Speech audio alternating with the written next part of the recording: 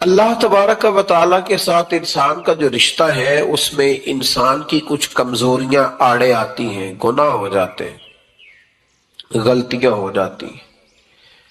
ان غلطیوں کے بعد اپنے رب کریم کے ساتھ اپنے تعلق کو مضبوط کرنے کے لیے اللہ رسول نے جو ہمیں وظیفہ دیا اس کو استغفار کہتے ہیں۔ استغفار ویسے اس کا لغوی معنی تو ڈھانپنا ہوتا ہے، یہ غفر سے بنا ہے، لیکن اس کے اصطلاحی معنی یہ ہے کہ جو گناہ انسان سے ماضی میں ہو جائے ان سے معافی چاہنے کا نام استغفار ہے۔ کچھ لوگ توبہ اور استغفار کا لفظ اکٹھا بولتے ہیں، لیکن توبہ کا معنی ہوتا ہے آئندہ گناہ نہ کرنے کا وعدہ کرنا، اور استغفار کا معنی ہوتا ہے پچھلے گناہوں سے اللہ کے حضور معافی مانگنا۔ اگرچہ مفہوم کے لحاظ سے یہ ہم معنی ہی بنتے ہیں، لیکن ان کا جو اصطلاحی مفہوم ہے وہ یہ ہے کہ جب آپ پچھلے گناہوں سے معافی مانگ رہے ہوتے ہیں تو اس کو استغفار کہتے ہیں۔ اللہ تعالیٰ نے اس استغفار کو بڑا پسند فرمایا، بڑا پسند فرمایا، اور یہ استغفار کے جملے مالی کو اتنے پسند آئے کہ اللہ نے نبی پاک علیہ السلام کو بھی حکم دیا، کہا محبوب آپ بھی میری بارگاہ میں استغفار کریں۔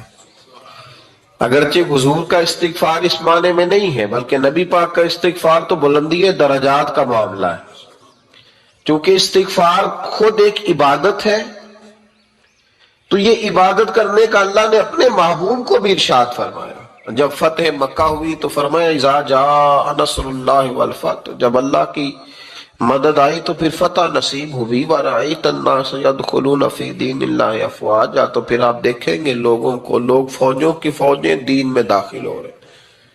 لوگ پہلے ایک ایک دو دو کر کے آیا کرتے تھے، تو اب فوجوں کی فوجیں آ رہی ہیں، تو یا اللہ ہم کیا کریں؟ تو رب کریم نے فرمایا محبوب فَسَبِّحْ بِحَمْدِ رَبِّكَ وَاسْتَغْفِرْ، اپنے رب کے لیے حمد کرو، تسبیح پڑھو اور استغفار کرو۔ کیا کرو؟ استغفار، معافی مانگو، اس کے حضور آہذاری کرو، استغفار کرو۔ معنی یہ ہوا کہ جب تو غلطی ہو جائے پھر بھی استغفار کرو، جب اللہ زیادہ نعمتیں دے پھر بھی پھر بھی استغفار کرو۔ ہمارے ہاں یہ ہوتا ہے کہ جب تو کوئی نقصان ہوتا ہے تو وہ اللہ کی طرف سے ہوتا ہے، نقصان ہو جائے تو کہتے ہیں اللہ کی مرضی تھی، اور فائدہ ہو جائے تو کہتے ہیں میں نے محنت ہی بڑی کی تھی، میری جدوجہد بڑی تھی۔ ایک بچہ ایک دفعہ میرے پاس کہیں انٹرویو کے لیے جا رہا تھا تو دعا کرانے آیا، کہنے لگا میں نے وہاں جانا ہے، دعا کیجئے گا اللہ تعالیٰ کامیابی دے۔ میں نے دعا کی، کچھ اس کو پڑھنے کو بتایا، لیکن کامیاب نہ ہو سکا، لوٹ آیا۔ تو میں نے پوچھا کہ کیا بنا؟ کہنے لگا حضرت صاحب بس اللہ کی مرضی تھی، اللہ کی مرضی تھی۔ پھر ایک دفعہ گیا تو اللہ کی مرضی تھی، تیسری دفعہ گیا کامیاب ہو گیا۔ تو بھئی اب کیا بنا؟ کہنے لگا جی جب میں داخل ہوا تو اس نے جاتے ہی مجھ سے پوچھا سب سے پہلا سوال یہ کہ تمہیں جنرل نالج کی بھی کچھ معلومات ہے یا شعبے کے آدمی ہو؟ تو میں نے کہا جناب پوچھئے۔ تو انہوں نے پاکستان کا حدود اربہ پوچھا تو میں نے فٹافٹ بتا دیا۔ پھر انہوں نے مجھ سے پوچھا کہ یہ جو مینار پاکستان ہے اس کی تجویز کس شخص نے دی تھی؟ تو میں نے فٹافٹ اس کا بھی نام بتا دیا۔ پھر شارٹ ہینڈ کے ایک دو سوالات اس نے کیے تو وہ بھی میں نے بتا دیے، تو الحمدللہ کامیاب ہو گیا۔ میں نے کہا بیٹے جب تو ناکام ہوا تھا تو اللہ کی مرضی تھی، اور کامیاب ہوا ہے تو میں لگا دیے، اب اللہ کی مرضی کدھر گئی؟ یہ اتنا بڑا نقص ہے انسانی فطرت کا، اتنی بڑی کمزوری ہے کہ معاذ اللہ تعالی ہم کمزوریاں قدرت کے کھاتے میں ڈال دیتے ہیں، اور ناکامیاں قدرت کے کھاتے میں، اور کامیابیاں کیا تماشا۔ حالانکہ ہونا یہ چاہیے تھا کہ جہاں انسان کمزور پڑے تو کہے میری غلطی تھی، میری غلطی تھی۔ صوفیاء یہ سبق دیتے ہیں، اللہ کے بندے یہ پیغام دیتے ہیں کہ جب تو کہیں ناکام ہو جائے تو سمجھ جائیے تیری، اور جب تو کامیاب ہو جائے تو سمجھ لے اللہ راضی ہو گیا تھا، اللہ نے رحمت کر دی، اس نے فضل کیا۔ تو یاد رکھیں استغفار کئی چیزوں پہ استغفار ہوتا ہے، کئی چیزوں پہ، اور استغفار کا نفع ملتا ہے۔ کیا نفع ملتا ہے؟ وہ سورہ نوح کی آیت نمبر 10، 11 اور 12 میں اللہ نے بیان فرمایا کہ استغفار صرف گناہ سے معافی چاہنے کا نام نہیں، بلکہ استغفار کا تمہیں فائدہ ملے گا۔ کیا؟ رب فرماتے ہیں فَقُلْتُ اسْتَغْفِرُوا رَبَّكُمْ۔ جب حضرت نوح کی قوم قحط کا شکار ہو گئی، آزمائشیں آ گئیں، تو آ کے حضرت نوح سے کہنے لگے اب ہم کیا کریں؟ تو کیا کہا حضرت نوح نے؟ فرمایا فَقُلْتُ اسْتَغْفِرُوا رَبَّكُمْ، آپ نے فرمایا اپنے رب سے استغفار کرو، اپنے رب سے۔ انہوں نے قحط کی بات کی، انہوں نے کہا کہ کھیتیاں اجڑ گئی ہیں، بارش نہیں ہو رہی، قحط کی بات کی۔ آپ نے کیا کہا؟ استغفار کرو، کیوں کہ انہو کان غفارا، بے شک اللہ بڑا ہی بخشنے والا ہے۔ وہ کیا کرے گا؟ یرسل السماء علیکم مدرارا، وہ تم پر موسلا دار بارش برسائے گا۔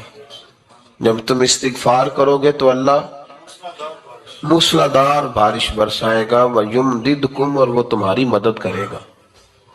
استغفار کرنے والے کی اللہ کیسے مدد کرے گا؟ بِأَمْوَالٍ وَبَنِينَ، تمہیں مال بھی عطا کرے گا اور بیٹے بھی عطا کرے گا، بارش بھی دے گا استغفار کرنے والے کو، اور مال اور اولاد سے اس کی مدد بھی کرے گا۔ وَيَجْعَلْ لَكُمْ جَنَّةٍ وَيَجْعَلْ لَكُمْ أَنْهَارًا، اللہ تمہیں جنت بھی عطا کرے گا اور تمہیں نہریں بھی عطا فرمائے گا، تمہارے لیے جنت بھی بنائے گا، انہار بھی بنائے گا۔ توبہ کا، استغفار کا تمہیں یہ فائدہ ملے گا۔ ایک استغفار، ہمارے بزرگوں نے وہ لکھا ہے کہ جب انسان کو اللہ نعمتیں دیتا ہے تو پھر رب کا حکم ہے کہ اس پر شکر بھی کرے،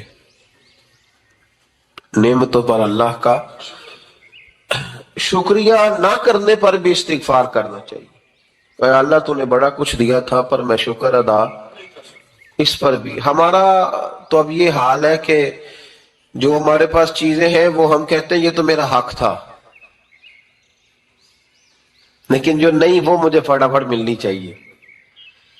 مطلب اگر میرے پاس صحت ہے تو اس کو میں اپنا حق سمجھ لیتا ہوں کہ یہ تو میرا، یہ چونکہ ٹھیک ہے جی، یہ تو صحیح ہے، تندرستی ہے یہ تو ٹھیک ہے، لیکن کار کوئی نہیں، وہ ذرا مل جانی چاہیے۔ اولاد تو میرے پاس ہے، وہ تو میرا حق تھا، میرا رائٹ تھا، معاذ اللہ وہ تو ہم نے حق بنا لیا۔ اور میرے پاس بنگلہ کوئی نہیں، وہ مجھے فٹافٹ مل جانا چاہیے۔ بھئی یہ کس طرح تیرا حق تھا؟ کس حساب سے؟ یعنی جو چیزیں ہیں ان کو سنبھالنے کی فکر نہیں ہے، اور جو نہیں ہے ان کے طلب کی فکر لگی ہوئی ہے۔ شکر نعمت کو محفوظ کر دیتا ہے، شکر نعمت کو محفوظ کر دیتا ہے، اور ناشکری نعمت کو لَإِن شَكَرْتُمْ لَأَزِيدَنَّكُمْ وَلَئِن كَفَرْتُمْ إِنَّ عَذَابِي لَشَدِيدٌ۔ اللہ فرماتے شکر کر، میں تیری نعمتوں میں اضافہ کر دوں گا، اور ناشکری کرے گا تو عذاب دوں گا۔ شکر نہیں نہ ہوتا، شکر نہیں ہوتا۔ دیکھیں نا، 100 روپے ابا جی نے دیا ایک بچے کو اور اس کو کہا کہ جا دکان سے کچھ چیز لے آ، تو وہ 100 روپیہ اس نے رستے میں جاتے ہی کہیں پھاڑ دیا یا گوا دیا، تو اب وہ والد سے دوبارہ 100 مانگتا ہے، تو والد کہتا ہے کہ پہلے 100 کا تو نے کیا کیا؟ نہیں سمجھ آئی آپ کو میری بات؟ پہلے 100 کا کیا کیا؟ تو وہ کہے گا جی باپ میرا دل کرتا تو میں نے پھاڑ دیا۔ جوان بچہ ہے، سمجھدار ہے، 12-14 سال کا ہے، میرا دل کیا تو میں نے پھاڑ دیا، ختم ہو گئی بات۔ تو ابا نیا 100 دے دے گا؟ سبحان اللہ، کتنے خوش ہو کے آپ کہہ رہے ہیں نہیں دے دینا سو، یہ کیسے ہو سکتا ہے؟ بھائی کروڑ پتی والد بھی ہو تو 100 کا نوٹ دوبارہ دیتا کیوں؟ باپ بیٹا نہیں اس کا پیار نہیں، کیوں نہیں دے رہا؟ وہ کہتا تو نے میرے پہلے 100 کی قدر نہیں ڈالی، نیا تجھے کیسے مل جائے؟ تو نے خیال ہی نہیں کیا، تو نے جدوجہد ہی نہیں کی، تو نے۔ حضرت مولا رومی نے مثال دی ہے، جناب رومی فرماتے ہیں کہ بغیر محنت کے لوگوں کو اللہ نے نعمتیں دی ہیں تو انہوں نے شکر ہی نہیں ادا کیا۔ اندھے سے پوچھ آنکھ کی قدر کیا ہے، پوچھ اندھے سے، پوچھ معذور سے کہ ٹانگوں پہ چلنا کتنی بڑی نعمت ہے۔ کبھی پوچھ اس سے جس کا مکان تو ایک کنال میں ہے پر رونے والا بچہ کوئی بھی نہیں۔ پوچھ اس سے جس کی جیبیں دولتوں سے بھری ہوئی ہے پر کوئی نہیں کہتا کہ ابا 10 روپے دینا۔ پوچھ یہ کتنی بڑی تکلیف ہے۔ حضرت رومی نے لکھا ہے، وہ فرماتے ہیں کہ ایک والد تھا، तो उसने बड़ी दौलत कमाई थी, तो उसका बेटा बेदरेग ही उड़ाता रहता था। कभी इधर पैसे भगा दिए, कभी कमाए नहीं थे ना, मेहनत नहीं ना की थी, कमाए नहीं थे। वालिद बड़ा समझाता था पर समझ नहीं आती थी। एक दिन उसके अब्बा के ज़हन में एक बात आई, वो कहने लगा, बेटे यार मैं कंगाल हो गया हूँ, अचानक हालात खराब हो गए, एक आना मुझे चाहिए, दवाई खरीदनी है, कहीं से लेके आओ। उसने कहा अब्बा मसला ही कोई नहीं, यार ही बड़े हैं, बहुत सारे लोगों के साथ रात में जाता हूँ रोटी खाने होटल में, कई हैं जो मेरा इंतजार कर रहे होते हैं, फेसबुक वाले और जनाब वो सेल्फी वाले, बड़े सारे हैं जो कहते हैं तेरे बगैर गुजारा ही नहीं, बड़े हैं जो रोज सवेरे उठ के पहले मुझे अस्सलाम वालेकुम का मैसेज करते हैं, फिर उसके बाद किसी और से, बड़े हैं, कोई मसला ही नहीं। एक के पास गया, एक आना चाहिए, उसने दे दिया, ला के अब्बा को दिया। तो अब्बा घर के अंदर जो अमीर लोग होते थे घर में कुआं खुदवा लेते थे, अब्बा कुएं के किनारे बैठा था, जब बेटे ने आना ला के रखा तो उसने पानी में फेंक दिया। अगली सुबह फिर कहा बेटे एक आने की जरूरत है, दवा खरीदनी है। उसने कहा मिल जाएगा। वो 2 4 5 दोस्त अभी हैं बड़े मालदार, उनसे जाके कहा, एक से आना लाया, अब्बे ने फिर फेंक दिया, तीसरे दिन भी फेंक दिया, चौथे दिन भी, यार अब खत्म हो गए। कुछ आहिस्ता आहिस्ता दोस्तों को पता चल गया कि कंगाल हो गया है, खबर फैल जाती है ना, अब भूखा हो गया। अब आहिस्ता आहिस्ता मोबाइल बंद होने लगे, आहिस्ता आहिस्ता जो है वो नंबर ब्लॉक होने लगा, हालात बिगड़ गए। अब जब उसे पता था कि यार तो अब दरवाजा खटखटाता हूं तो कहते हैं कि उसे कह दो मैं घर नहीं, अब्बा ने तो आना मांगना है, और मैं बेदरेग दौलत अब्बा की उड़ाता रहा हूं, अब ये भी नहीं कह सकता कि मुझे देता कोई नहीं। शहर से बाहर निकल गया, सारा दिन मजदूरी की, जद्दोजहद की, कभी काम किया नहीं था, हाथों पे छाले पड़ गए। बड़ा मुश्किल होता है जिन लोगों ने काम ना किया हो, उन्हें करना पड़ जाए तो। तकलीफ का शिकार होके एक आना कमाया, शाम को लाके वालिद की हथेली पे रखा तो उसने फेंका ना जब कुएं में, तो चीख पड़ा, कहने लगा अब्बा जी आप सियाने ब्याने बंदे हैं, रोज पैसे ला के देता हूं, कुएं में फेंक देते हो, को करने वाली बात करो, नहीं दवाई खानी तो ना खाओ, जाया क्यों करते। तो बेटे को बाप ने थपकी दे के बिठा लिया। उसने कहा बेटा मैंने पहले दिन तो नहीं फेंका, तो 7वां दिन मैं रोज फेंकता हूं, आज तेरी चीखें क्यों निकली। कहने लगा अब्बा पहले उधार के थे, आज मजदूरी के। नहीं समझ आई बात, पहले बोलिए, और आज मेरी मेहनत है, मजदूरी है, जद्दोजहद है। तो वालिद कहने लगा बेटे यही मैं तुझे समझाना चाहता था, वो मेरे भी मेहनत के हैं जो तुझ रोज यारों को खिलाता है, मैंने बड़ी जद्दोजहद से जमा की है, मैं कंगाल नहीं हुआ, सिर्फ तुझे समझाना था। ओ भाई ये आंखें तेरी मेहनत की नहीं ना, इसलिए तू शुक्र नहीं अदा करता। ये वजूद, ये टांगे, ये शऊर, ये तेरी जद्दोजहद का नहीं। जो अकल की दौलत अल्लाह ने दी है ना, ये तेरी मेहनत की नहीं। अगर मेहनत की होती तो तू सजदे में पड़ा रहता, तू ख्याल करता। अल्लाह ने आंखें दी है कुरान देखने के लिए, जब कोई किसी गंदी चीज को देखता है तो नाशुक्री करता है, जब गलत तरफ उठाता है ये चीजें तो नाशुक्री करता है। साहिबो याद रखना और इस पर जरूर गौर करना कि जब नेमतों का शुक्र अदा न किया जाए तो फिर हमें इस्तिगफार का हुक्म दिया गया है।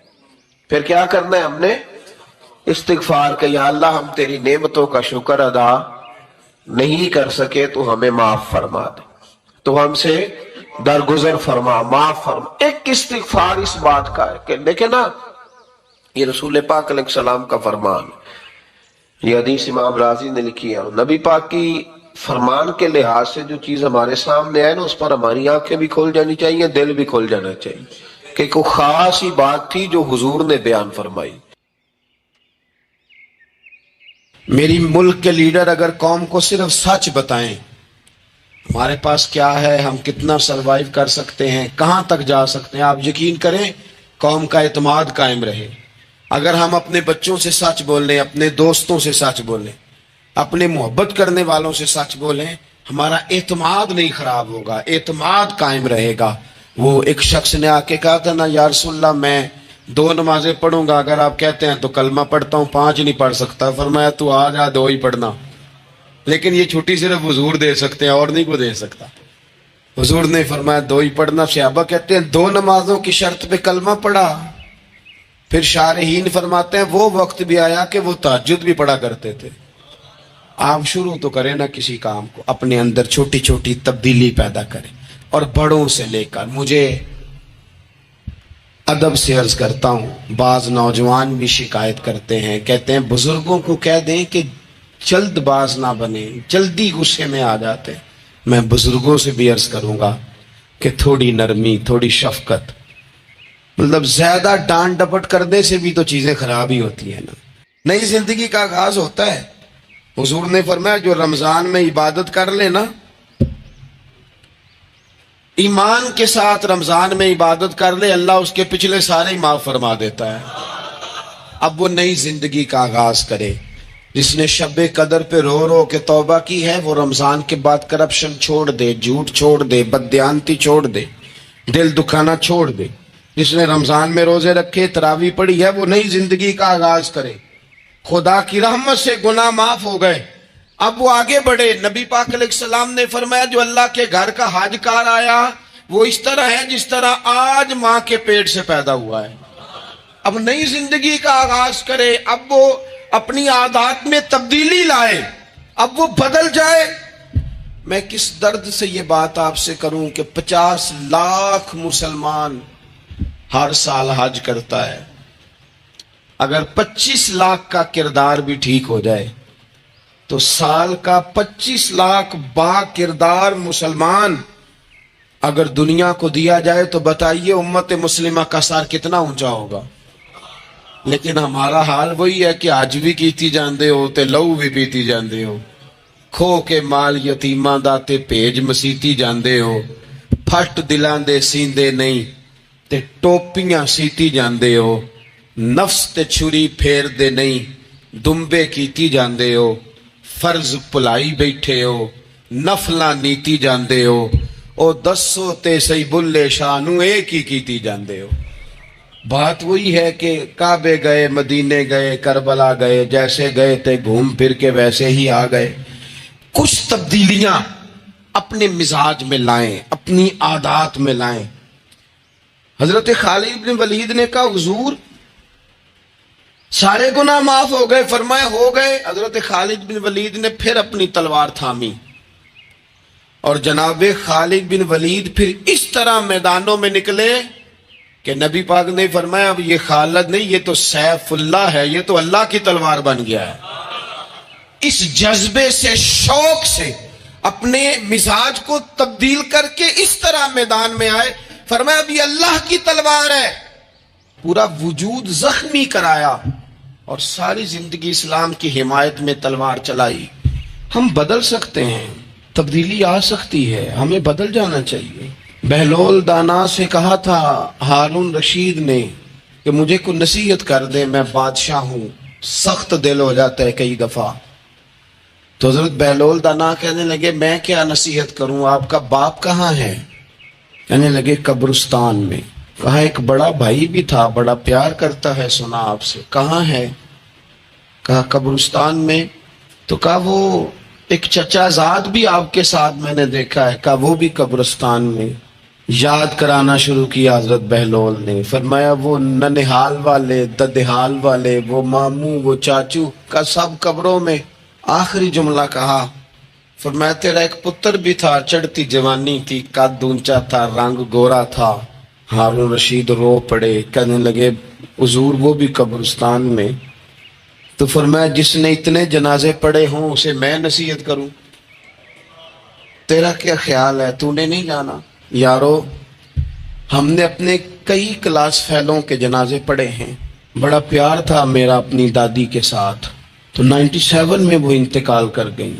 دادا ابو چلے گئے, اماں جی چلی گئیں, ابا جی چلے گئے, نانا چلے گئے, پھپھا چلے گئے, دوست چلے گئے. یہاں پچھلے سال کئی سنگی تھے, اس سال نظر نہیں آتے, رخصت ہو گئے. او سنگیو یہ تو ساری تیاری ہے, ہم نے بدلنا کب ہے؟ اب تو ہمارا بڑھاپا آنے کو ہے, اب تو بال سفید ہونے کو. تبدیلی کس وقت؟ اللہ تعالیٰ نے قرآن مجید فرقان حمید کے اندر فرمایا اللہ ولی الذین آمنوا یخرجہم من الظلمات الی النور. اللہ مومنوں کا ولی ہے، وہ انہیں اندھیروں سے نور کی طرف نکالتا ہے، وہ رستہ دکھاتا ہے، بار بار راہ کھلتی ہے ہمارے سامنے، پر ہم قبول کرنے کو تیار نہیں ہوتے۔ کچھ تبدیلی اب آ جائے، کچھ زبان میں مٹھاس آ جائے، کچھ ہمارے عمل میں پختگی آ جائے، ہم نہ بہت سارے کام لوگوں کو دیکھ کر کرتے ہیں، اس سے تھوڑی جان چھڑائی جائے۔ کچھ اپنے اندر جو قباہتیں ہیں، کچھ اپنے ساتھ جنگ کی جائے۔ نبی پاک علیہ السلام نے فرمایا افضل جہاد اپنے نفس سے لڑائی کرنا ہے، اپنے آپ کے ساتھ کچھ جد و جہد کی جائے، کچھ اپنے خلاف بھی چلا جائے۔ ساری زندگی دوسروں سے لڑتے، دوسروں پر اپنی غلطیوں کا بوجھ ڈالتے گزر گئی، کچھ اپنے نفس پر بھی۔ حضرت باجید بستامی سے کسی نے کہا حضور میں نے اللہ تک جانا ہے، رستہ بتا دیں۔ فرمایا 2 قدم کا رستہ ہے۔ فرمایا 1 قدم اپنے نفس کی خواہش پہ رکھ لے تو دوسرا قدم تیرا رب تک پہنچ جائے گا۔ تو اپنے آپ کو کنٹرول نہیں نہ کرتا، اپنے آپ سے تو لڑ پہلے۔ اقبال کہتے ہیں ڈھونڈتا پھرتا ہوں اے اقبال اپنے آپ کو، آپ ہی گویا مسافر آپ ہی منزل ہوں میں۔ نبی پاک نہ تبدیلی کرتے۔ یہ جو لوگ کہتے ہیں نا کیسے بدلوں، تو حضور بدلنے ہی تو آئے ہیں، حضور بدلنے۔ حضرت مازن ایک صحابی ہیں، وہ کہتے ہیں میں بت کی پوجا کرتا تھا، امام بہقی نے لکھا ہے میں بت پوجتا تھا۔ ایک دن میرے بت کے اندر سے آواز آ گئی تو کب تک مجھے پوجے گا، مدینے میں تو حضور جلوہ فرما ہو گئے ہیں۔ کہتے ہیں 2 دفعہ 3 دفعہ بت مجھے پیغام دے رہا ہے کہ حضور کی طرف جاؤ۔ بت کہتے ہیں میں وہاں سے چلا، حضور کی بارگاہ میں پہنچا تو نبی پاک علیہ السلام کی خدمت میں حاضر ہو کے میں نے عرض کی یا رسول اللہ کمال ہو گئی، لوگ بتوں کو پوجتے ہیں اور میرا بت کہہ رہا تھا جا کے حضور کا کلمہ پڑھ دے۔ او سکیاں کھجوراں اگا جام دے تے پتھراں تو کلمہ پڑھا جام دے۔ فرمایا وہ انہوں نے مجھے بت نے بھیجا ہے۔ حضرت مازن کہتے ہیں حضور کی بارگاہ میں آیا، نبی پاک نے کلمہ پڑھایا تو میں نے عرض کی حضور میرے اندر کچھ قباہتیں بھی ہیں، کسی کی چیز دیکھ کے میرا جی للچا جاتا ہے، میں چوری کر لیتا ہوں، بدکاری کا بھی مزاج ہے، شراب نوشی بھی ہو جاتی ہے۔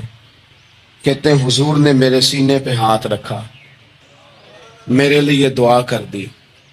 آپ فرماتے ہیں گردن اونچی تھی کبھی نیچی نہیں ہوئی تھی، پر وہ کلمے کی کیا برکت آئی کہ ایسا سر جھکا کہ وہ جھکا ہی رہا، ایسی تبدیلی آئی کہ آ گئی، نفرت ہو گئی۔ کہتے ہیں حرام مال آتا ہے تو میری طبیعت پہ بوجھ بن جاتا ہے۔ میں اکثر دوستوں سے کہتا ہوں کہ ہمارے ہاں لوگوں کا عجیب مزاج ہے،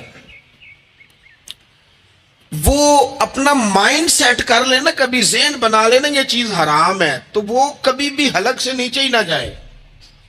آپ گوشت کھا رہے ہوں اور بڑا اچھا پکا ہوا ہے، بہترین مسالہ جات لگے ہوئے ہیں، بہترین، آپ کھا رہے تھے گوشت، کوئی بندہ آپ کے کان میں آ کے کہہ دے صدقے کا ہے، اس کا منہ میں ذائقہ بدل جاتا ہے کہ نہیں؟ بھئی گوشت تو وہی ہے، یہ کیسے بدل گیا؟ کیونکہ آپ کے نا وہاں کمپیوٹر میں فٹ ہے کہ صدقہ میرے لیے درست، آپ وہ کہتے ہیں یہ تو فارم بن گیا۔ بھئی یہ کیا بن گیا؟ چلیں اس سے بھی آگے چلتے ہیں۔ آپ کھا رہے تھے گوشت اور بڑا لطف آ رہا تھا تو کسی نے کہہ دیا کہ یہ تو جانور ٹھیک ہی نہیں تھا، بیمار تھا یا حرام تھا، ذبح ہی نہیں کیا تھا، صحیح طور پر ایسے ہی اس کو پکا دیا، مر گیا تھا۔ تو اب تو یہ حال ہوتا ہے کہ الٹیاں شروع ہو جاتی ہیں۔ کیوں؟ اس لیے کہ نفیس طبیعت پر نہ صدقے کا گوشت فٹ ہوتا ہے نہ حرام فٹ ہوتا ہے، کیونکہ طبیعت نفیس ہے نا۔ بس اس بات کو سمجھ لیں، اس طرح حرام بکرا طبیعت پہ فٹ نہیں نہ ہوتا، اس طرح کروڑ حرام بھی طبیعت پہ فٹ نہیں ہونا چاہیے۔ 2 کروڑ بھی حرام آ جائے تو فٹ۔ جس دن 2 کروڑ پر بھی الٹی آنے لگ گئی نا، جس دن حرام جگہ پر قبضہ کرتے بھی کہہ آنے لگ گئی، ذائقہ بدلنے لگ گیا، کمپیوٹر میں فٹ ہو گیا کہ یہ میرے لیے ٹھیک نہیں۔ لیکن میں اکثر کہتا ہوں لوگوں سے، میں کہتا ہوں ہمارے ہاں بندہ دیکھ کے فتویٰ ہوتا ہے، یہاں کوئی غریب عیسائی ہو نا، ماڑا، बेचारा वो गली में झाड़ू दे के रोटी कमाता है। तो लोग मसला पूछते हैं, कहते हैं मौलवी साहब साइना रोटी खानी जायज है? तो मैं फिर उन लोगों से आगे से पूछ लेता हूं, मैं कहता हूं ये बताओ अमेरिका का सदर भी ईसाई है, उसके साथ जायज है? इतने वजीर मशीर वज़राए आज़म मुल्कों के जाके खाते हैं, कभी आपने मसला पूछते देखे? वहां तो जो मौलवी मुशीर बने हुए वो भी बैठे होते हैं बीच में, वो भी बैठे होते हैं, आप भी इनसे पूछो। लेकिन हमारा मिजाज ये बन गया है कि गरीब के हक में मसला और है और अमीर का मामला है तो मामला और इससे निकले। यानी अगर 5 रुपए किसी के गिर जाए तो वो वापस करने भी जरूरी है, और 5 करोड़ गिर जाए तो वो भी। वो हमारे एक दोस्त कहा करते हैं कि एक साहब थे, उनको ना बड़े कीमती जूते का एक पैर मिल गया कहीं से गिरा हुआ। उन्होंने वो कीमती पांव जूते का गिरा हुआ उठाया और वो बंदा तलाश करने लगे किसका गिरा है। देर तक वो ढूंढते रहे एक पांव किसका है, थोड़ी देर के बाद उन्हें दूसरा पांव भी मिल गया। फिर उन्होंने बंदा ढूंढना बंद कर दिया। उन्होंने कहा दोनों हो गए हैं, अब ये काम आएगा, लिहाजा उन्होंने बंद कर दिया। मेरे अजीज, ये तो कोई तरीका नहीं है ना कि आप चीज अगर थोड़ी सी है तो उस पर फतवा और है, अगर ज्यादा है तो मिजाजों में जब हम ये ले आएंगे अपनी तबीयत में, और कब तक हमने इसी तरह रहना है, कब हमने अपने वजूद से काम लेना है, बेकार वक्त कब तक गुजरना है। कितने रमजान आए गुजर गए, कितने उम्रे आए गुजर गए, कितनी हमने देखा कि बस बीमार हो गए हैं, ठीक हो जाएंगे तो फिर उसके बाद हमने कोई नमाज नहीं छोड़नी, लेकिन ठीक हुए तो भूल गए, नई से नई बात शुरू हो गई।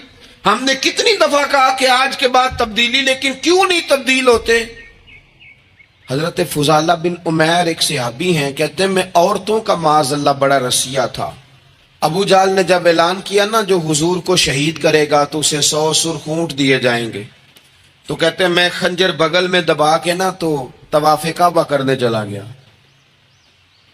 तवाफ़े काबा कहते वहां जब मैं पहुंचा तो मैंने देखा हुजूर भी तवाफ कर रहे हैं, तो नबी करीम ने मुझे देखते ही हुजूर मेरे करीब आए और मुझे नहीं बताना पड़ा। हुजूर फरमाने लगे तेरा नाम फुजाला है? मैंने कहा हाँ। तो महबूब फरमाने लगे क्या बातें कर रहे हो अपने आप से? कहते मैं दिल में सोच रहा था कि तवाफ करते मेरे करीब से गुजरेंगे तो खंजर मार दूंगा। क्या बातें कर रहे थे? फुजाला कहते हैं मैं तो जब आया था तो एक बीबी से मिल के आया था, मैंने कहा था कि मैं आज बड़ी रकम लेके आऊंगा और माज़अल्लाह तेरे पास रात गुजारूंगा। कहते हैं मैं तो उससे बात करके आया था, तो मैं अब हुजूर सैयद आलम सल्लल्लाहु अलैहि वसल्लम ने पूछा तू फुजाला है? मैंने कहा हाँ। क्या बातें कर रहे थे अपने आप से? मैंने झूठ बोला। मैंने कहा जी वो तो मैं तो जिक्र कर रहा था अपने दिल में। कहते हुजूर मुस्कुराए और मुस्कुरा के फरमाने लगे चल छोड़, जिस काम आया था वो करता क्यों नहीं? मैं जो तेरे सामने खड़ा हूं तो करना। ख्याल आया मुसलमान नेक व बद पहचान जाते हैं और आका आदमी के दिल की बातें जान जाते हैं। करना वो काम। तो फुजाला कहते हैं कि मैं कांप गया, मेरे हाथ से वो खंजर गिर गया। हुजूर ने मेरे सीने पे हाथ फेरा, इस तरह फेरा कि जिंदगी में इतना सुकून कभी नहीं मिला, इतनी ठंडक कभी नहीं मिली, इतना करार कभी नहीं आया, इस कदर ज्यादा आजमाइश कभी नहीं आई। मैं करार महसूस करने लगा। कहते हैं हुजूर फरमाने लगे क्या वो वक्त नहीं आया कि तू कलमा पढ़ जाए? कहते मैंने फौरन कहा हुजूर आ गया है वक्त, पढ़ाए मुझे कलमा। कहते हैं नबी पाक ने कलमा पढ़ा दिया, मैं मुसलमान हुआ। मैं वापस लौटा तो वही औरत बन संवर कर तैयार होकर गली में खड़ी थी। आदतें बदल जाती हैं। शर्त यह है कि हम थोड़ी सी कोशिश करें, शर्त यह है कि हम अपने आप को अल्लाह रसूल की बारगाह में पेश करें। और मेरे दोस्तों, मेरे बुजुर्गों, हमें सबसे ज्यादा तकलीफ में हमारी अपनी आदत ने डाला है, हमारी अपनी ख्वाहिशात नफ्स ने हमें ज्यादा आजमाइशों में डाला। कहते हैं वो औरत बन संवर के खड़ी थी। जब मैं वापस लौटा तो पहले मैं उसके पीछे भागता था, अब मैं उसके करीब से गुजर गया तो उसने आवाज दी तू फुजाला नहीं? कहते हैं मैं चुप कर गया। वो फिर पीछे दौड़ी, میرا گریبان پکڑ کے کندھا پکڑ کے ہلایا، تو فضالہ نہیں؟ کہتے میری جھکی ہوئی گردن، میں سر نہیں اٹھاتا۔ مجھے کہنے لگی تو وہ نہیں ہے جو فضالہ ہے؟ میں نے کہا ہوں میں فضالہ، پر وہ والا نہیں جو تجھے ملا کرتا تھا۔ کہا تو اب کون ہے؟ کہنے لگے میرا ٹائٹل بدل گیا ہے، میرا تعارف بدل گیا ہے، اب میں رسول کائنات کا غلام ہو گیا ہوں۔ اب لوگ مجھے مسلمان کہتے ہیں، اب میری نگاہوں میں جچتا نہیں کوئی، جیسے میرے محبوب ہیں ایسا نہیں کوئی۔ کہتے ہیں بدل گئی عادت، میں وہی ہوں پر میرا لہجہ، میرا مزاج ہی بدل گیا۔ حضرت جریر ابن عبداللہ کہتے ہیں میں کاروبار کرتا تھا اور مجھے بڑا سلیقہ آتا تھا کاروبار، میں سستی ترین چیز خریدنے کا ملکہ رکھتا تھا، لیکن فرماتے ہیں کہ جب میں حضور کا کلمہ پڑھنے گیا تو نبی پاک نے مجھے فرمایا میرا دین کسی کا بھلا کرنے کا نام ہے، الدین النصیحہ، خیر خی کرنا۔ فرماتے ہیں پھر میں نے نصیحت کو پلے باندھا، ایک آدمی سے گھوڑا خریدا 300 دینار کا، گھوڑے کو پکڑ کے میں نے جب تھوڑا آگے چلایا تو وہ تو بڑا نرم مزاج تھا، اسی پنجابی چاکھی دا ساؤ ہے بڑا، وہ میں نے کہا یہ تو گھر میں بھی رکھا جا سکتا ہے، یہ تو 400 کا ہے۔ پھر میں نے اس پر سواری کی تو وہ سواری کے لیے بڑا اچھا تھا، میں نے کہا یار تیرا جانور 600 کا ہے۔ کرتے کرتے جب میں نے اسے 1000 دینار تھمایا، 400 میں سودا ہو گیا تھا، اس نے دے دیا تھا گھوڑا یا اونٹ۔ کہتے ہیں وہ شخص میری طرف دیکھ کے حیران ہو کے کہنے لگا جریر تو پہلے بھی آتا ہے، یہ تجھے کیا ہوا؟ تو حضرت جریر کہتے ہیں میں نے اسے کہا پہلے جریر آتا تھا، اب وہ والا جریر ہے جس نے مدینے والے کا کلمہ پڑھا ہے۔ کنتم خیر امت ان کا ٹائٹل ہے میرے پاس۔ کیا اسلام صرف نعرے لگانے کا نام ہے؟ کیا اسلام صرف دوسروں کو یہ کہنے کا نام ہے کہ تو نے مجھے کس طرح کہہ دیا کہ میں عاشق رسول نہیں؟ تو زیادہ ہے، تیرے پر زیادہ دین ہے؟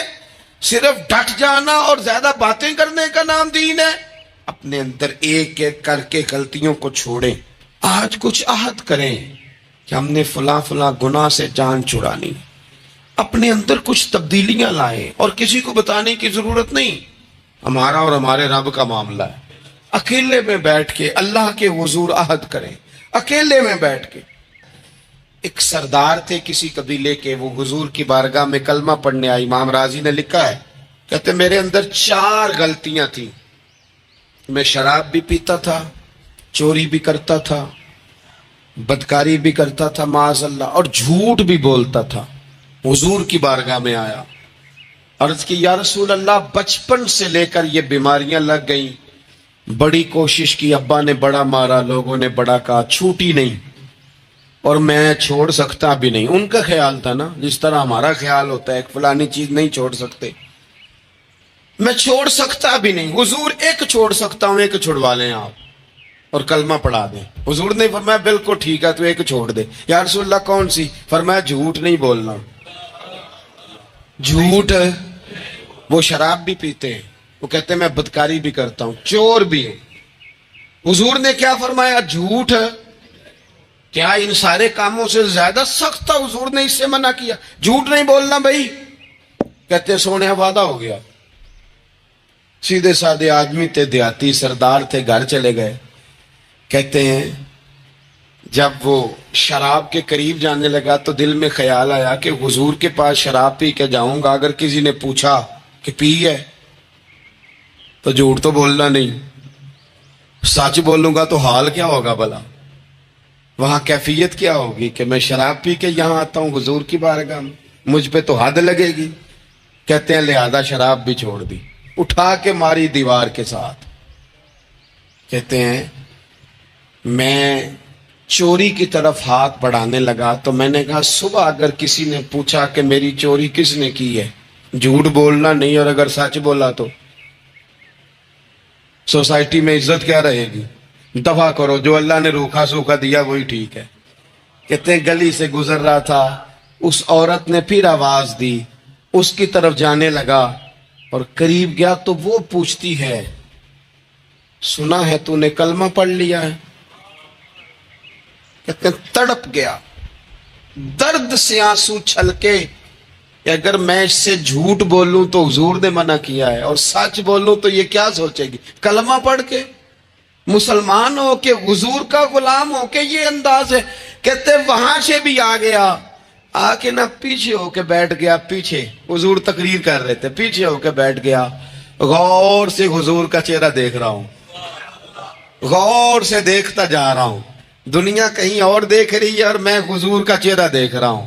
سر سے لے کر پاؤں تک تنویر ہی تنویر ہے، جیسے منہ سے بولتی قرآن کی تفسیر ہے. سوچتی تو ہوگی دنیا مصطفیٰ کو دیکھ کر، بھلا وہ مصور کیسا ہوگا جس کی یہ تصویر ہے. کہتے میں غور سے چہرہ دیکھ رہا ہوں. حضور کی خدمت میں گیا سلام لینے تو محبوب نے مسکرا کے دیکھا تو میں نے کہا سونیا قربان جاؤں، میرا ایک جھوٹ چھڑوایا ہے، میری ہر شے چھوٹ گئی ہے، ختم ہو گیا سارا کچھ ہی. یہ مہربانی ہو جائے گی انشاءاللہ.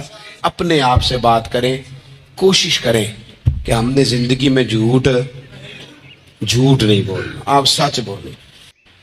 اللہ تبارک و تعالی نے اسے اشرف المخلوقات بنایا ہے.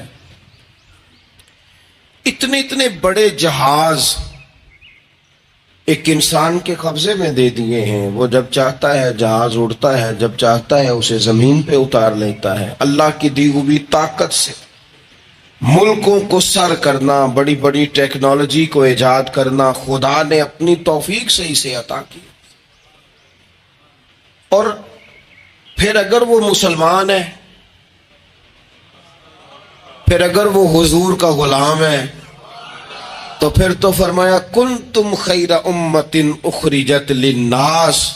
انسان ساری مخلوق میں افضل ہے، اور میرے محبوب کا کلمہ پڑھنے والے سارے انسانوں میں سب سے افضل ہے.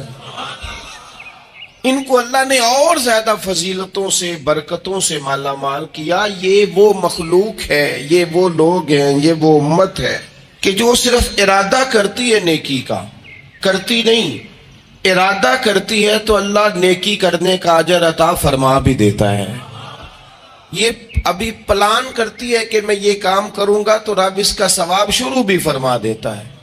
لیکن پتہ نہیں کیا ہو گیا ہے لوگوں کو، نیکی کے ارادے کرنے چھوڑتے جا رہے ہیں، نیکی کی منصوبہ بندی کرنی چھوڑ دی ہے، خیر کے لیے پلان کرنا ہی چھوڑ دیا ہے. بہت سارا وقت بیکار گزرتا ہے، بہت سارا وقت چوراہے پہ گزر گیا، بہت سارا وقت گپوں میں گزر گیا. عمرے دراز مانگ کے لائے تھے 4 دن، 2 آرزو میں کٹ گئے، 2 انتظار میں. ایک ڈھیر سارا طبقہ ہے جس سے پوچھتے ہیں کیا کر رہے ہو، وہ کہتے ہیں بس کچھ بھی نہیں، ٹائم پاس کر رہا ہوں. تو میں کہتا ہوں یار اتنا فالتو ٹائم کہاں سے آیا جسے پاس کرنا پڑا. میں بور ہو رہا ہوں تو میں کہتا ہوں بور ہونے کے لیے وقت کہاں سے لیا آپ نے؟ آپ تو مسلمان ہیں، آپ کا تو وقت شریعت نے بڑا قیمتی کر دیا ہے. آپ تو 1 منٹ میں 3 بار سورہ اخلاص پڑھ سکتے ہیں. آپ کو تو ذرا سا وقت ملے تو آپ جا کے 2 رکعت نماز کی نیت باندھ سکتے ہیں. آپ کو تو تھوڑا سا وقت ملے تو آپ کے تو نبی پاک علیہ السلام نے یہاں تک ہماری تربیت کر دی. ہمارے حضور فرمانے لگے تم کانٹا اٹھا سکتے ہو نا گلی سے تو وہی اٹھا دینا، اس پر بھی رب صدقے کا ثواب عطا کرے گا. تو یہاں تو کانٹوں سے بھری ہوئی گلیاں ہیں. میرے نبی پاک نے تو فرمایا تھا کسی مومن کو بس خوش کر دینا، وہ چاہے لمحے کے لیے ہی ہو، اس کے دل میں راحت ڈال دینا، اسے تسلی دے دینا، روتے ہوئے آنکھ آنسو پوچھ دینا، اس کو کہہ دینا میں تیرے ساتھ ہوں. فرمایا مومن کے دل میں تم نے خوشی داخل کر دی تو 60 سال نفل پڑھنے سے اللہ تمہیں زیادہ ثواب عطا کر دے گا. تو یہ فارغ بیٹھنے کا وقت کہاں سے آیا؟ یہ بور ہونے کا ٹائم کہاں سے آیا؟ ہم نے اپنے آپ کو بیکار کر لیا ہے. رب نے نہیں بیکار پیدا کیا، ہم نے بیکار کر لیا. ہم نے اپنے آپ کو زنگ لگا لیا. ملت کا وہ جوان جس کو چاہیے تھا کہ وہ خاندان کے 20 50 60 لوگوں کو لے کر چلتا، کفالت کرتا، نمائندگی کرتا، آگے بڑھ کے کہتا میں ہوں نا، گھبرانا نہ. وہ نوجوان خود دکھ سناتا ہے رو رو کے، وہ مجبوریاں سناتا ہے، وہ کچی کچی باتیں کرتا ہے، وہ کہتا ہے مجھے کالا جادو ہو گیا ہے، وہ کہتا ہے فلانے کی نظر لگ گئی ہے، وہ کہتا ہے چچا نے آگے نہیں جانے دیا، وہ کہتا ہے میں ابا جی نے صحیح تقسیم نہیں کی تو میں پیچھے رہ گیا. اتنی کمزور بات کرے گا. اور وہ مسلمان اپنی صلاحیت کو پہچانے. حضرت سعدی شیرازی کے پاس ایک شخص نے بیٹھ کے اپنے دوستوں کی غلطیاں گنوانی شروع کر دی. ان میں یہ بھی غلطی ہے، یہ بھی غلطی ہے، یہ بھی غلطی ہے، یہ بھی غلطی ہے، یہ بھی غلطی ہے. تو حضرت سعدی ہنس پڑے، فرمانے لگے اور یاد رکھ تیرے سجن بڑے ہی برے ہیں، اور پانی بڑا بھی گندا ہو نا تو آگ بجھانے کے کام پھر بھی آ جایا کرتا ہے. کوئی تو خوبی ان میں تلاش کر لینا. پانی بڑا بھی گدلا ہو تو آگ تو بجھاتا ہے کہ نہیں بجھاتا. ہمارا یہ مزاج بن گیا ہے کہ ہم اپنی صلاحیتوں سے کام ہی نہیں لیتے. ہمیں پتہ ہی نہیں ہم کیا کر سکتے ہیں. میرے رسول پاک صلی اللہ علیہ وسلم کا کمال یہ ہے کہ حضور نہ انسان کی صلاحیتیں اجاگر کر دیتے، محبوب اجاگر کر دیتے، حضور اندر جذبہ پیدا کر دیتے. اس طرح کا وہ اقبال کہتے ہیں کہ تمہارا وقت کا امام وہ نہیں ہوتا جو تمہیں کہے حالات بڑے خراب ہیں، اس قوم کا کچھ بھی نہیں ہو سکتا، اس ملک کا کچھ بھی نہیں ہو سکتا، فلانا ادارہ بھی خراب ہو گیا، فلانا بندہ بھی کرپٹ ہو گیا، فلانا بھی دنیا دار ہو گیا، پیر بھی خراب ہو گئے، مولوی بھی خراب ہو گئے، سیاستدان بھی خراب ہو گئے، اور بیوروکریٹس بھی خراب ہو گئے، اور تاجر بھی خراب ہو گئے، اور فلانی برادری یہ ظلم کرتی، فلانا قبیلہ یہ ظلم کرتا ہے، فلانے شہر کے لوگ. اسی چکر میں صرف مایوسیاں پھیلانی ہے، کبھی خیر کی بات ہی نہیں کرنی. لیکن اقبال کہتے ہیں کہ ہے وہ تیرے زمانے کا امام برحق جو تجھے حاضر و موجود سے بیزار کرے اور موت کی شکل میں دکھلا کے تجھے جلوہ یار زندگی تیرے لیے اور بھی دشوار کرے. وہ تیرے اندر رمق پیدا کرے. آج جو حاجی غار سور پہ جاتے ہیں تو یہ لوگ پانی کی بوتل ان کی بغل میں ہوتی ہے، رستے میں 3-4 جگہ بنی ہوئی ہیں، پانی پیئیں، چائے پیئیں، جوس پیئیں، بندوبست ہے. آپ کے کھانے پینے کے لیے آپ چیزیں خرید سکتے ہیں. اوپر جائیں تو وہاں بھی سارا کچھ بیٹھنے کا بہترین اہتمام ہے. جب حضرت صدیق اکبر گئے تھے تو دن کو نہیں گئے تھے، رات کو گئے تھے. اور جناب اسماء بنت ابی بکر جب رات کو کھانا لے کے جاتی تھی تو وہاں تو دن کو آج بھی 1400 سال کے بعد بھی آبادی کوئی نہیں. اس وقت کیا منظر ہوگا. اور اب رستہ بن گیا، تب تو رستہ بھی نہیں تھا. تو حضرت اسماء کہتی ہیں میں اکیلی روٹی پکاتی تھی، پھر اسے باندھتی تھی، پھر میں یہ نہیں کہ 2-4 میرے ساتھ ساتھی چلو تو پھر غار سور پہ چلتے ہیں، لوگ تو یوں جاتے ہیں نا. فرماتی میں دیکھتی تھی ادھر ادھر کہ کوئی ہے تو نہیں، دیکھ تو نہیں رہا. جب کوئی نہیں ہوتا تھا تو رات کو جاتی تھی اور غار پہ کھانا دے کے آتی تھی. اور حضرت صدیق اکبر نے حضور کو کندھوں پہ بٹھا کے کہا تھا حضور پتھر نکیلے ہیں، ان کی نوک تیز ہے، کہیں مقدس قدموں کو تکلیف نہ دیں، اگر مہربانی کریں تو میرے کندھوں پہ نہیں بیٹھ جاتے. حضور حضرت صدیق اکبر کے کندھوں پہ بیٹھ گئے. درویش کہنے لگے پباں پار قدم نہیں جے لاؤندا تے 100 پہاڑ تے چڑھے آ جاندا، او پہ آ جاندا جے یار نبی دا، اے اصلی دلدار نبی دا. او پہ آ جاندا جے یار نبی دا، اے اصلی دلدار. اپنے اندر جذبہ پیدا کرے. ہم کچھ کر سکتے ہیں. غریب ساری زندگی دکھ ہی سنائے گا کہ میں غریب ہوں. اس نے محنت کب کرنی ہے، جد و جہد کب کرنی ہے، اس نے آگے کب پڑھنا ہے، وہ کب تک یہ کام کرے گا. اپنی زندگی کے اندر شعور پیدا کریں اور اپنی صلاحیت سے کوئی نفع لیں. آپ کیا کر سکتے ہیں زندگی میں؟ میں نے کہا کچھ نہیں کر سکتے. گلی سے روڑا تو اٹھا سکتے ہیں کہ نہیں؟ کچھ انقلاب اپنے مزاج میں پیدا کریں، کچھ تبدیلی پیدا کریں. اس کے لیے سب سے زیادہ ضروری یہ ہے کہ ہم اپنے اندر اخلاقی تبدیلی لانے میں کامیاب ہو جائیں. کائنات میں ایک قوم وہ سمجھتی ہے جن کا اخلاق سنور جاتا ہے، اور جو لوگ اپنے اندر اخلاقی تبدیلی نہیں نہ لاتے. آپ دیکھیں نبی پاک علیہ السلام کا انقلاب کس طرح کا ہے. عرب کے لوگ سمجھتے تھے کہ معاف کرنا بزدلی ہے، صبر کرنا بزدلی ہے، وہ کہتے تھے یہ کیا بات ہوئی, ہمارا دشمن کیا سمجھے گا کہ بزدل ہے انہوں نے معاف کر دیا ہے. وہ کہتے تھے معاف کر دیں تو کمزور پڑ جائیں گے, سامنے والا کہے گا کہ ان کے پلے کچھ نہیں, معاف کر دیا. اور ہمارے زمانے میں آج معاف کمزور آدمی کرتا ہے, طاقتور آدمی معاف نہیں کرتا. وہ جس کے پاس طاقت نہیں ہوتی وہ کہتا ٹھیک ہے میں نے اللہ پہ چھوڑ دیا, حالانکہ اس نے بھی اچھا کیا, پر کمال تو یہ ہے کہ تیرے پاس ساری طاقت ہو پھر بھی تو فیصلہ اللہ پہ چھوڑے. اور حضرت موسیٰ کلیم اللہ علیہ السلام نے عرض کیا تھا مالک تیرے بندوں میں تیری نظر میں معزز کون ہے؟ تو رب کریم نے فرمایا میرے کلیم جس کے پاس بدلہ لینے کی طاقت ہو پھر بھی معاف کر دے وہ رب کی نظر میں بڑی عزت والا ہے. عرب کے لوگ سمجھتے تھے یہ بزدلی ہے کہ میں معاف کر دوں, لیکن حضور نے ان کو اخلاقی طور پہ بدل دیا, اور نبی پاک نے فرمایا معاف کرنا بزدلی نہیں, یہ تو اعلیٰ ظرفی ہے. تو پھر کس طرح بھلا معافی ان کو ہوئی؟ فتح مکہ کے دن حضور نے اس طرح نہیں معاف کیا کہ پہلے ہمارے ہاں بھی لوگ معاف کرتے ہیں تو ہم پتہ کس طرح معاف کرتے ہیں, پہلے ساری اس کی زیادتیاں گنواتے ہیں. پتہ ہے نا تو نے اس وقت کیا کہا تھا, یاد ہے نا تو بڑی ڈینگے مارتا تھا, یاد ہے نا تو بڑی بڑکے مارتا تھا. عرب کے لوگ سارے سامنے کھڑے ہیں, پتہ کون کون ہے؟ اکرمہ بن ابو جہل آخری دن تک لڑے, ابو سفیان آخری دن تک لڑے, سارے لوگ سامنے کھڑے, کچھ بھاگ گئے ہیں جان بچا رہے ہیں. حضور نے کیا فرمایا؟ فرمایا پتہ تمہارے ساتھ آج سلوک کیا کرنا ہے؟ یا رسول اللہ بتائیے. نبی پاک نے فرمایا وہی کرنا ہے جو جناب یوسف نے بھائیوں کے ساتھ کیا تھا.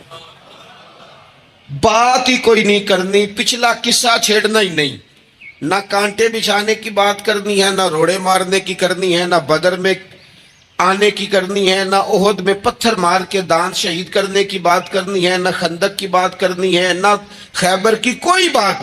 جاؤ نہ معاف کیا, بات ہی کوئی نہیں کرنی, معافی دے دی. ابو سفیان کہنے لگے حضور مجھے بھی معافی ہے.